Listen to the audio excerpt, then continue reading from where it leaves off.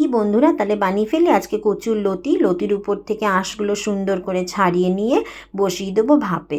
আর চিংড়ি মাছটাকে নুন হলুদ মেখে নিয়ে নেবো পেঁয়াজ, টমেটো, কাঁচা লঙ্কা, আদা রসুনের পেস্ট, নুন, হলুদ, চিনি, কাশ্মীরি রেড চিলি পাউডার আর কালো জিরে। তেলটা সুন্দর করে গরম করে নিয়ে তার মধ্যে চিংড়ি মাছগুলো ভেজে নেবো। তারপরে কালো জিরে ফোড়ন দিয়ে ভেজে নেবো কেটে রাখা লতিগুলো।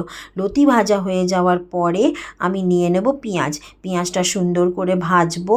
ভাজার পরে যখন দেখবো একটু ব্রাউনিশ হয়ে গেছে, আমি অ্যাড করে দেবো টমেটো আর কাঁচা লঙ্কা।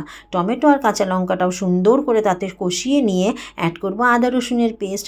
আদা রসুনের পেস্টের সাথে দিয়ে দেবো অল্প করে জল, যাতে মশলাটা পুড়ে না যায়। তারপরে দিয়ে দেবো নুন, চিনি, হলুদ, কাশ্মীরি রেড চিলি পাউডার। তেল ছেড়ে দিলে অ্যাড করে দিচ্ছি চিংড়ি মাছগুলো বেশ কিছুক্ষণ কষানোর পরে আমি দেখবো যখন তেল ছেড়ে দিয়েছে তখন দিয়ে দেবো লতি। তারপরে লতিটা ধীরে ধীরে কষিয়ে নিতে নিতে দেখব লতিটা বেশ নরম হয়ে গিয়ে মশলার সাথে মেখে গেছে। তাহলেই রেডি আমাদের